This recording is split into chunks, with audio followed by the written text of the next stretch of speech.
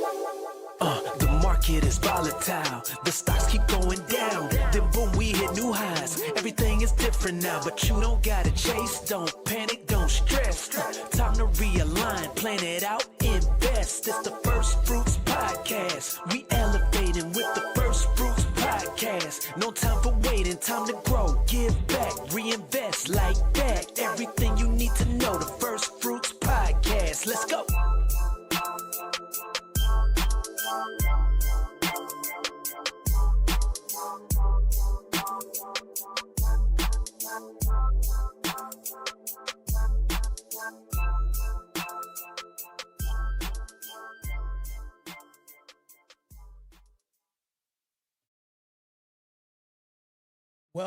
Welcome to another episode of the First Fruit Stock Club. Man. Yes, sir. Back at it. Hope everybody's doing well out there. Put together a show for you today. It's been a crazy week as I've been discussing, and hopefully you had a chance to join me. My son is currently playing basketball. He hasn't played basketball in like 3 or 4 years. He didn't like it initially, but he decided. Well, actually, I made a decision for him because I didn't want him sitting around just playing video games all winter. If you have kids out there, you know, and you understand my struggle with allowing them to do other things besides being on YouTube or being on video games. So just recently, we're in first place. We were an undefeated team. And so we were going towards our, this is our fourth game. So we were like 3-0. 4-0. And we were on our fifth game. And so at the beginning of the game, right, my son, they have ball requirements in this league. We play in the Elk Ridge league, and they have basketball requirements, right? So, but my son hates the basketball. The other ones that we have, you know, it's a little bit heavier, but they give. And I'm sorry, I actually coach. I'm the coach of the team, and so I coach them coaching basketball now, and so you know he decides, you know, he wants to use the ball. Sometimes the ref will let you use your ball, sometimes they won't. So this time, this particular ref, he was not trying to have. He said, "No, you guys can't use your ball. Got it." So my son was, you know, started having a conversation with the referee. So the referee gives him a tech. So he, you know, my son can get into his feelings, but he knows better, right, than having why are you talking to the ref about the ball? You come talk to me, and I will have a discussion with the ref. Right. But my son, being who he is, you know, he likes to take charge sometimes. But he sometimes he has to understand authority, right? Understand authority. And this is very important, you know, just him being a black male also. You have to sometimes know the environment that you're in, right? And know that the ref can easily just get you out of the game. And so then he gets his first. So this is like within the first 61st minute of the game. Then he gets his first foul. And then he's already mad about the ball. So then he starts talking about his foul. I didn't foul, you know. And it's so early. I'm like talking to the team. You know, I'm looking at the game, but I'm also, you know, looking strategy and I'm seeing what they're doing. And I just kind of missed the whole thing. So all of a sudden, I know he said, "Tech, get out of the game." So my son gets kicked out of the game. And I'm like, "Man, what on?" I said, "What's the problem?" He said he had to foul. He got the first tech. He had to foul, and I told him to be quiet, and he didn't. So I mean, it was a great lesson for me. I hate to be kicked out of the game because we were playing the other first place team. I think the referee was probably being a little aggressive. I'm like, "Come on, 6 or 7." He's just complaining about the foul. He didn't say anything vulgar to him or anything like that. He was just pouting, and he was just, you know, explaining, like, "I don't believe it," you know, but he shouldn't have said anything. He should have said the foul and, you know, and came talk to me and have been over with. But no, he got kicked out of the game. Do I think he deserved to get kicked out of the game? No. I you know, I don't think so, but it was a valuable lesson for him to learn that, hey, you have to shut your mouth, right? He's at that age, he's 13. Sometimes he can get a little mouthy and he wants to give his opinion, which is fine. I never want my kids to be muted. I want them to discuss, but I say it's the way you do things and it's the order of how you do things, right? So so all in all, we end up losing the game, right? We end up losing the game. He's and he's not only not suspended for one game, he's suspended for 2 games for getting a tech getting kicked out. So, but we end up winning the last game, so we end up moving back in the first, 5-1. And we have a game this week. So it's funny that he gets kicked out of the game. The ref decides, and we play the 2 top teams. That's just funny to me. But that's life, man. And sometimes we have to know the environment, and we have to know what's going on, and we know, and we have to sometimes know authority, and just and sometimes we take an L, and we may not agree what's going on, but sometimes we're not in position to do it. But what does that matter for the stock market, man? This week's topic is about MLK in the stock market, right? And and it doesn't have anything to do with this topic, but this week's topic is um, in the stock market, and it's important. One of the discussions that MLK had at one of his his discussions that he had and his gripes about what was going on towards African Americans during MLK's when he was here and was protesting is that also it was an economic piece to it, right? And he felt that as African Americans, we should be able to participate in the economy, right? Fuller than what they had. We couldn't own property.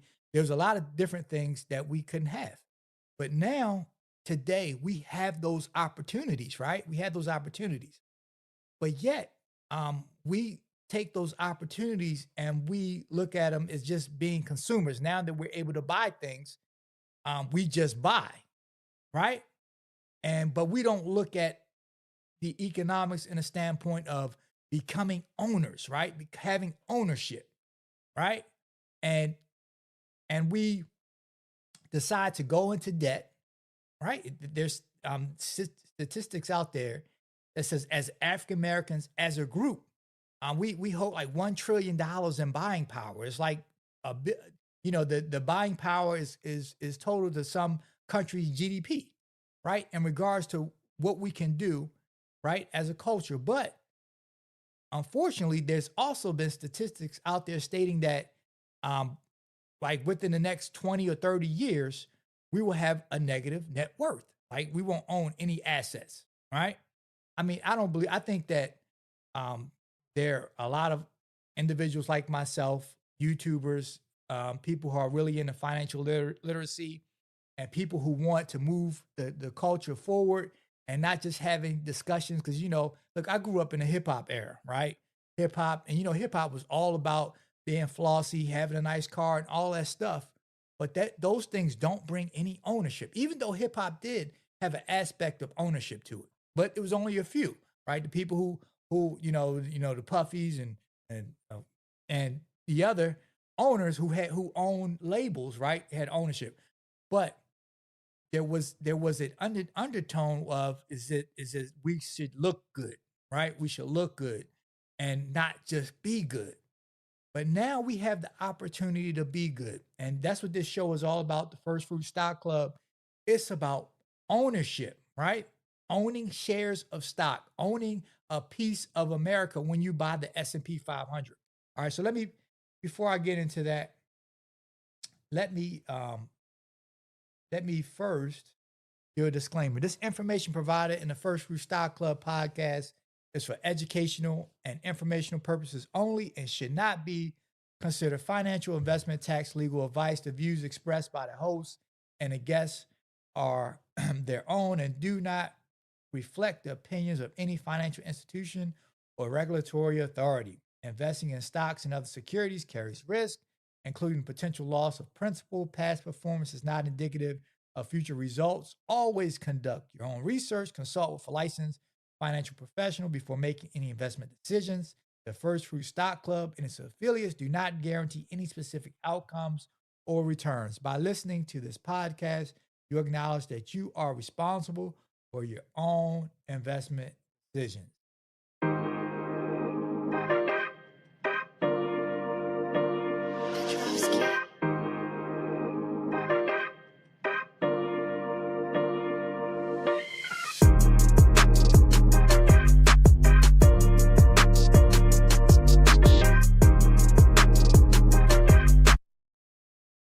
All right, so let's move on to the next. So, look, please, I ask everyone, please like, subscribe, and share my show. Please, I'm trying to get my show, I'm trying to get it out there to more people. All right. It's important to like and subscribe my show. Put the bell on to know, the little bell when I bring a new show or I come live and give you some information. So please help me and shred let everybody know. Look, there's the First Fruit Stock Club. We're trying to get information and trying to move this financial literacy thing forward. All right. So it's real important, okay, that we take financial literacy important, especially on MLK. So look, a few topics I'm going to discuss today. Man, I'm going to go into Davos. There's a lot going on. Before you get into that, I'm going to get into Davos. I'm also going to discuss. I have this month. I'm going to highlight a African American CEO, right, of a publicly traded company. And I wanted, if you knew that this person was African American who was running this company, right? And look, I did some research and I didn't know some of these things, right? So it was important that, hey, we should support these companies that took an investment to make an African American, not just as charity, but as someone who put in the work, right? And decided to take that company to the next level. And I'm going to tell you who's it. We're also going to go over charts. Okay, we're going to go over the S&P 500, the crazy day today, the remarks from Davos. All right, and we're going to move forward. All right, so look.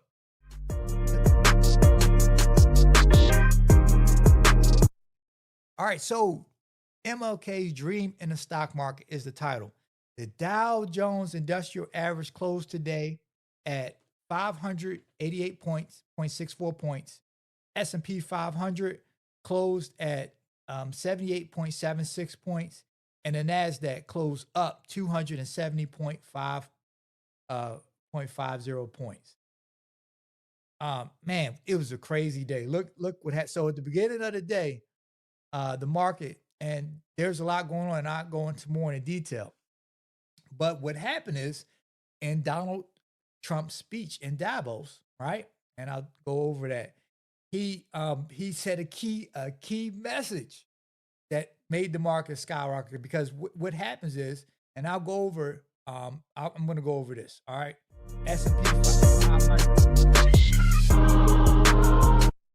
S&P 500 also had the same chart, did the same thing today. As you see, it started off low, hit a high, started increasing because the last few days, the market was down. The market had been down almost 1,000 points, right? Yesterday. All right. So, and you look at the time at this.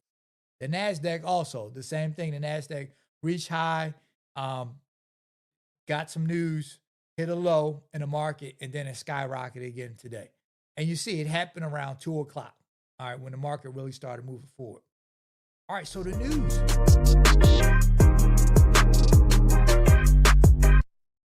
The news is that the World Economic Forum, right, in Davos, right, it's a place where information is discussed and disseminated through world leaders about technology, about finance, about business, about the climate.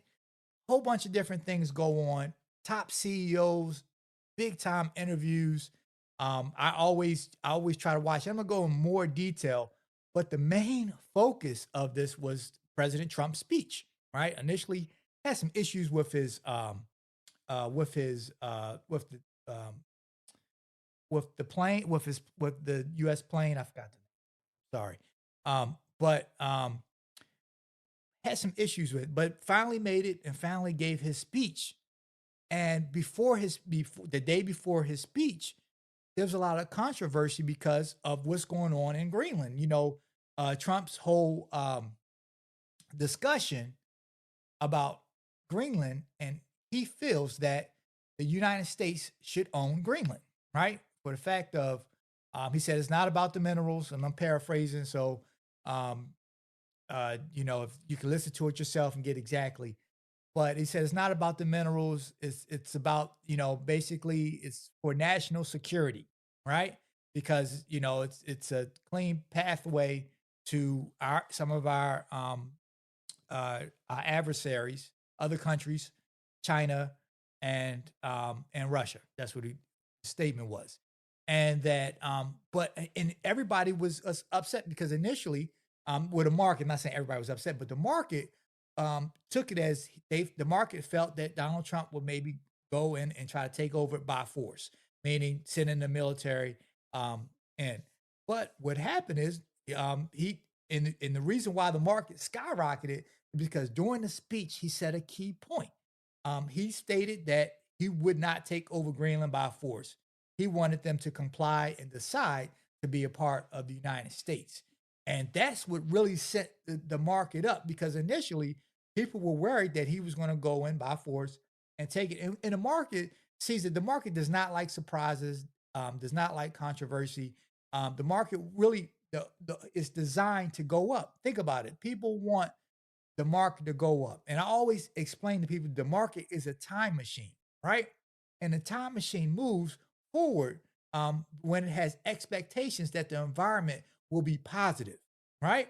But what happens is when the environment does not look like it's going to be positive, it's called it will discount backwards and look at the value, right? It will move back its value when it's excited, enthusiastic, and feels like the market is moving forward, it will compound forward, right? So the stock market is always doing this thing, compounding, discounting.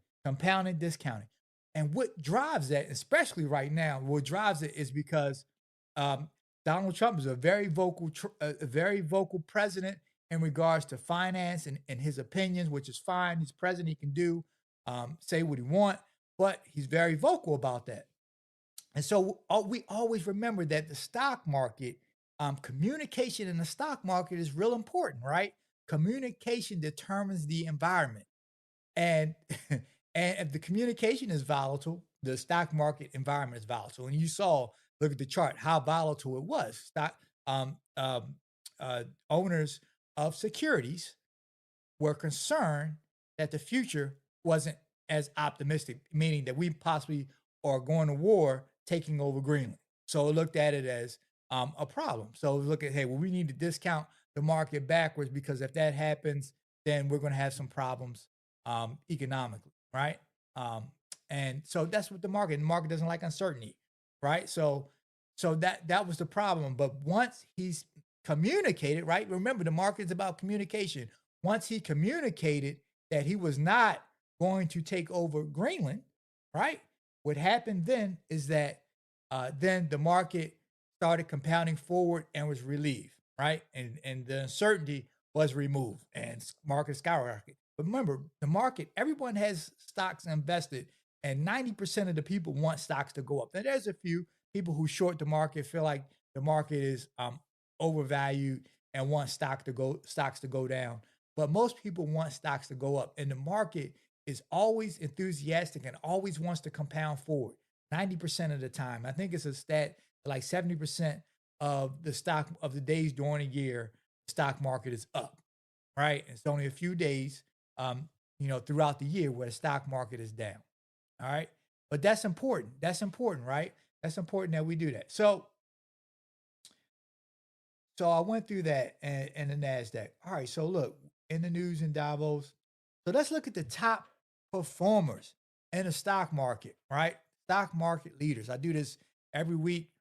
We see the leaders in the stock market, and these are in the Nasdaq. I do every week. I'll do either the Nasdaq, the S&P, or the Dow Jones Industrial Average. Give you guys some stocks to decide. Lamb Research. I really like Lamb Research.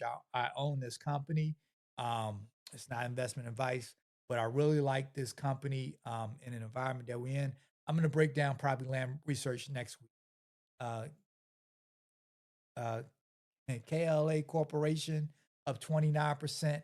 Intel, and Intel is making a comeback, meaning President Trump's one of his companies that he decides that he wants to invest in, and I think we own a portion of Intel, the United States government, into reinvesting in once building fabs, um, uh, uh, manufacturing inside the United States of chips.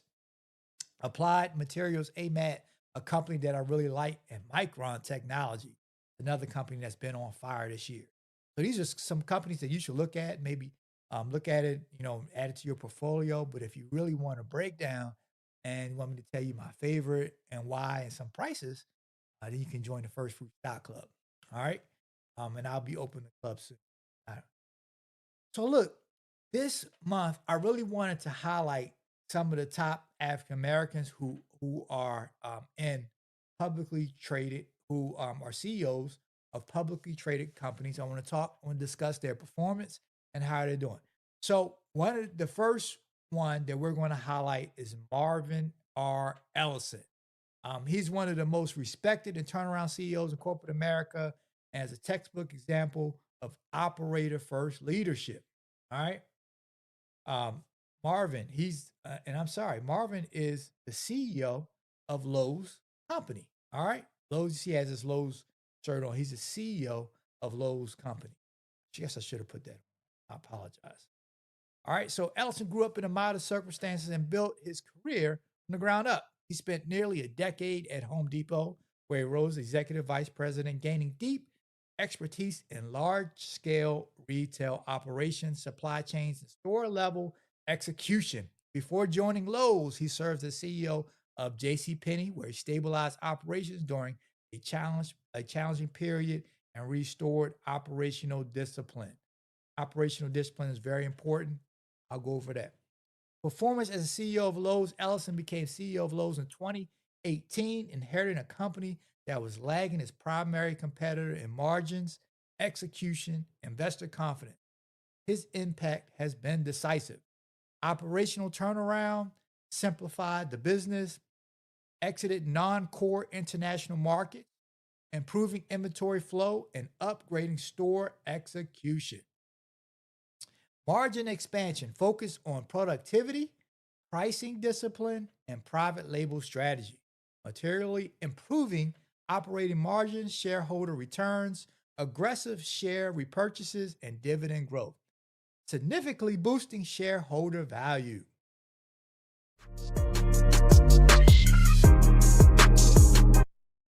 Stock performance under Ellison's leadership, Lowe's market value more than double from pre-market 2018 levels. I'm going to show you a stock chart with that.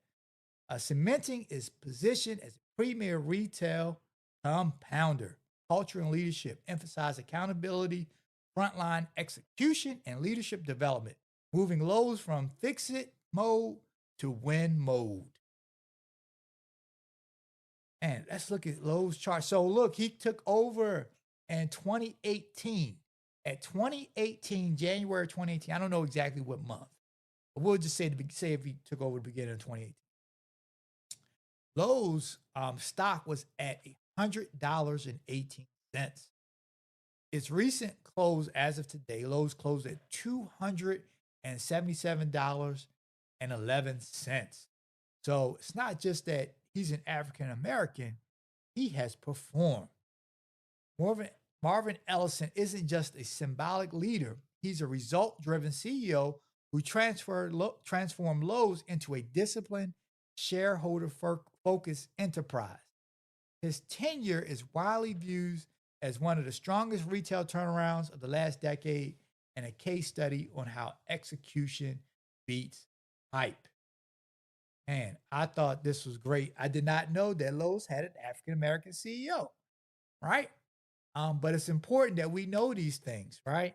And as African Americans, as MLK's dream for us to participate in the economy and not only just have a job, but to be CEO of one of the largest companies in the United States, right? Of Lowe's Corporation, right? It's the second largest retailer of home products in the world. So it's just to show that operational execution, right? That's meaning getting all the operations of the company working, right? Showing where, looking at the profit margin, finding out what products are working, what products aren't working, right?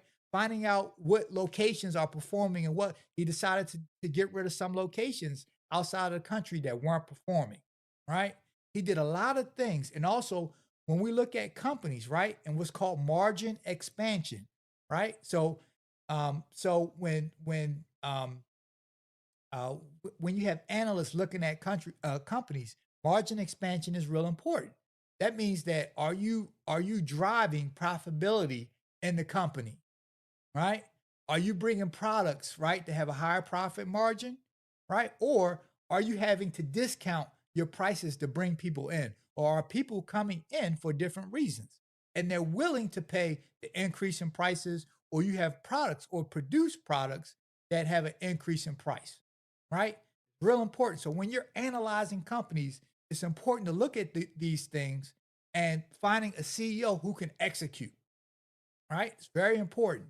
All right. And also, he had a white label strategy, meaning Lowe's has some of the products where they probably buy wholesale, they put their name on it, and then they sell it retail. And those profit margins are usually like 50, 60%, because what happens is that these companies that aren't under the Lowe's brand, Lowe's has to buy those things at a discount, and then they usually sell them like a 50 or 60% margin, right? Because you don't get the 50 or 60%. You usually have to pay all the expenses associated with the retail. Of course, you got theft in the store.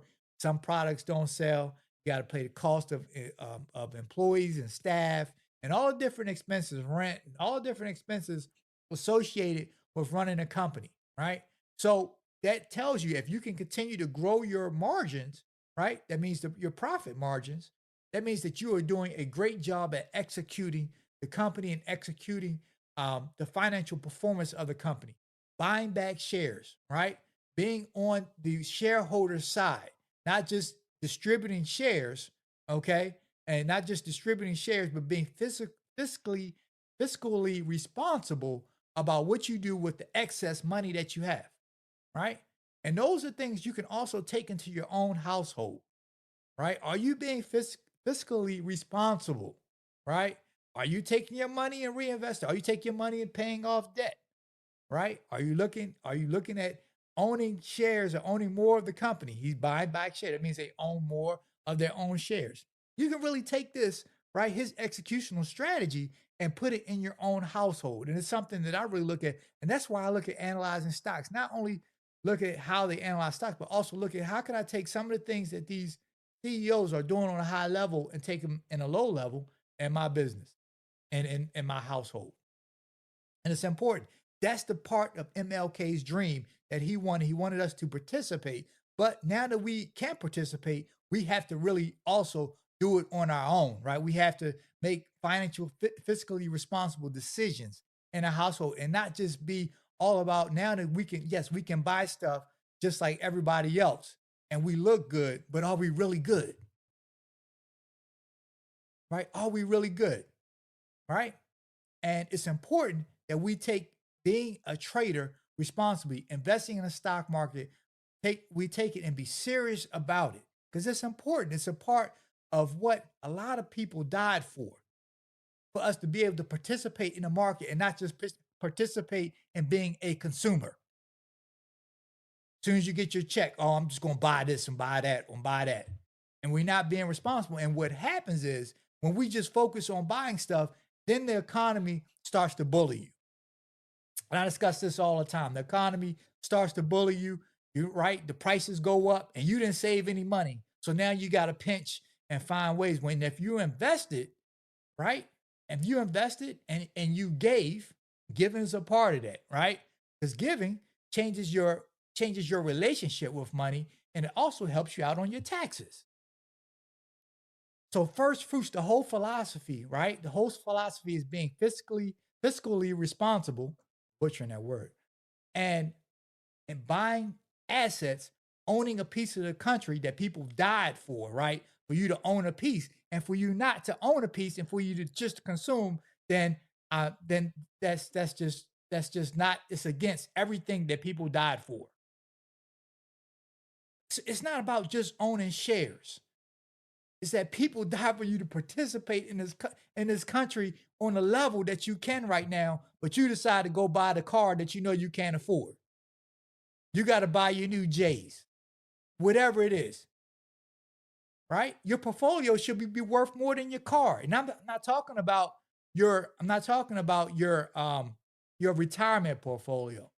I'm talking about having a brokerage account. It should be worth way more than your car.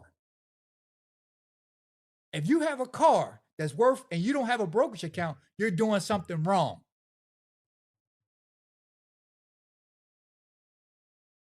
All right, so I'm gonna end it on that. I thank you guys for giving me a few moments of your time. Man, MLK, right? MLK in the stock market, right? And that's what it's all about, right? And so once again, I appreciate you guys coming out. My name is Donald Green. I'm the founder of the First Fruit Stock Club. Man, being fiscally responsible. First two decisions: how much I'm going to give, how much I'm going to invest. It prepares you for economies like we're in now. All right. So, guys, until next time, be fruitful.